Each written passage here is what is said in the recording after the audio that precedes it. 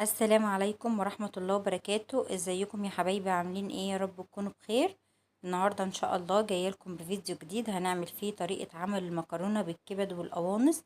بجد تحفة جدا، طعمها رهيب ومبتاخدش معاكي اي وقت خالص، لانك انتي ما بتسلقيهاش ولا بتعملي ليها اي حاجة. هو يدوب بس بتديها شوية تحميرة كده بسيطة، وبعد كده بتكمليها، يعني تكملي معايا في الفيديو دوت وهتعرفي الطريقة انا عملتها ازاي. وزي ما انتم شايفين اهيت مفلفلة اهيت، ومفيش ولا مكرونية لازقة في التانية. تابعوني في الفيديو دوت عشان خاطر تعرفوا انا الطريقة عملتها ازاي. بس قبل ما ابدأ الفيديو بتمنى منك انك انت تعملي لايك، لو انت اول مرة بتشوفيني تشتركي في القناة وتفعلي زرار الجرس عشان اي فيديو انزله يوصلك الاشعار بتاعه. هنا جبت حلة على النار وحطيت عليها 3 معالق من الزيت ومعلقة كبيرة من السمنة البلدي. اهم حاجة في المكرونة ديت السمنة البلدي، هي اللي بتديها طعم وريحة تحفة جدا. وهنزل بقى بالمكرونة بتاعتي، وهفضل بقى اقلب في المكرونة ديت لحد ما تتحمر كده ويكون لونها ذهبي. انا مش عايزة يكون لونها غامق، انا عايزاها يكون اللون الذهبي الحلو دوت، علشان خاطر لما بتبقى غامقة مش بتبقى حلوة. وزي ما انتوا شفتوها معايا في اول الفيديو ما تبقيش عارفاها هي مكرونة حمرا ولا مكرونة محمرة. والمكرونة ديت كمان يا بنات تنفع في العزومات جدا، لان طعمها بيبقى حلو جدا جدا وبتنجز معاكي في الوقت خالص. فهنا بقى هكمل تحمير المكرونة، واهم حاجة عشان تطلعي المكرونة كلها لون واحد ايدك ما تشيليهاش من الحلة، تفضلي تقلبي كده لحد ما المكرونة كلها تلون ويبقى كلها لون واحد، عشان ما تبقاش في معاكي واحدة فاتحة وواحدة غامقة. اهوت زي ما انتوا شايفين كلها لون واحد اهوت. هبتدي بقى ان انا اجيب عندي هنا بصلاية صغيرة وفص توم، وهحطهم كده على المكرونة وهقلبهم برضو كويس جدا. واول ما ريحة البصل والثوم تطلع معايا، انا مش عايزاهم يتحمروا ولا حاجة، انا عايزة بس الريحة بتاعتهم تطلع.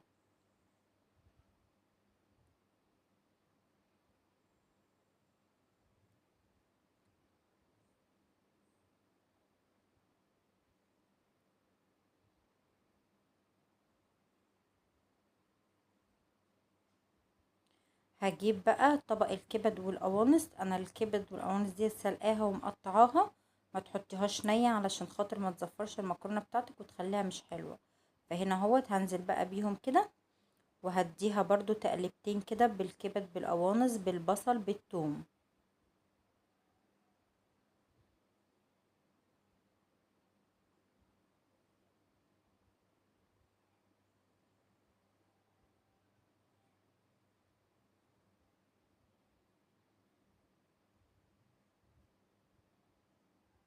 بعد كده بقى هنزل بشوية ملح وشوية من الفلفل الاسود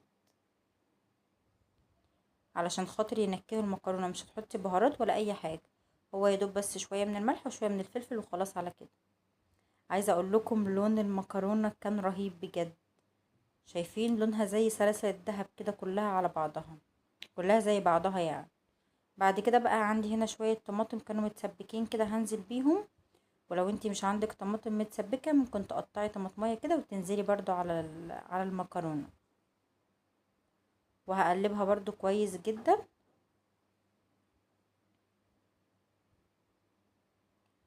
وبعد كده بقى هنزل بالشوربة. لو انت عندك شوربة بتنزلي بيها، مش عندك شوربة بتحطي مية ومعاها مكعب من المرق. بس انا هنا كده عندي شوربة فهسقيها عندي بالشوربة، وهتخليها كده يدوب الشوربة مغطية الوش كده، وتسيبيها بقى لحد ما تغلي، وبعد كده تهدي عليها النار هتبقى تكمل سواها زي سوا الرز بالظبط. اول ما تبتدي تشرب هتهدي عليها النار، ما بتاخدش اي وقت خالص، يعني في خلال ربع ساعة بتكون استوت.